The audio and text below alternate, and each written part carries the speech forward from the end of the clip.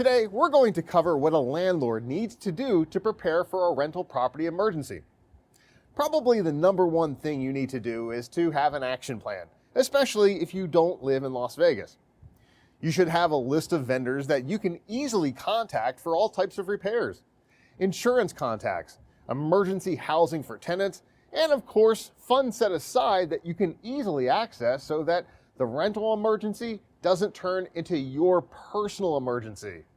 As in the case of a fire or say an accident where a driver lost control of a vehicle and the vehicle ended up inside your dwelling, you might also need all the contact numbers for the police, fire department, city inspectors, and city emergency response departments. As the old saying goes, if you fail to plan, you'll be planning to fail. First, let's discuss the vendors. The key here is to find vendors that are qualified and that will actually respond after hours, because not all vendors do. Emergencies never happen when you want them to, and they almost always seem to happen at night or while you're on vacation.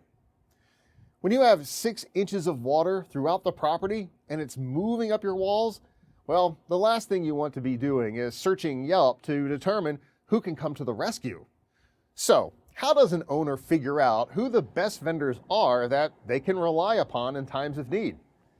An owner needs to have enough experience in each trade in order to conduct an effective interview with a prospective vendor.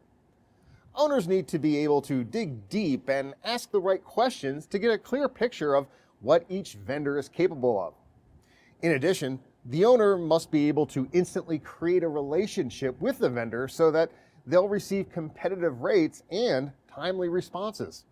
Unfortunately, as an owner, if you only have 1 or 2 properties, you're really not that important to a vendor. Being able to create a relationship or get preferred rates after one phone call will be difficult. Here's where an owner has an opportunity to leverage a property manager's contacts and their size so they can instantly become important in the eyes of any vendor. There are a couple of insurance policy considerations to make as well. The first is to make sure your policy covers mold remediation and temporary relocation for your tenants. And secondly, you might consider requiring your tenant to carry renter's insurance. Keep in mind, requiring renter's insurance could potentially interfere in obtaining qualified tenants for your vacant property unless it was something you were going to provide for them. So when something like a fire or a flood from a broken water pipe happens, you need to have a reliable first responder available 24/7. There needs to be multiple people that a tenant or city official can contact at a moment's notice. In fact, Nevada state law NRS 118A260 actually requires a landlord to engage or hire someone to handle their rental if the owner lives more than 60 miles from the property. Not having these resources in place to act on your behalf, well, could possibly put you in a variety of unwanted situations. So let's take a moment to review. There are 4 basic steps to take regarding a rental emergency. 1. Set up an emergency fund to cover unexpected expenses. 2. Know who you're going to call. 3. If it's an emergency, perform a quick remedy to stop the bleeding. 4.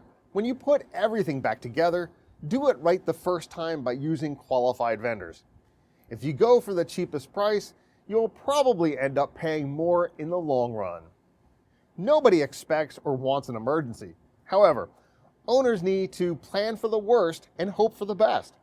The easiest way to do that is to engage an experienced 24/7 property management firm like the Atlas Group LC. Problem solving and helping owners thrive is what we do. Let's discuss your needs. There's no obligation. Just give us a call.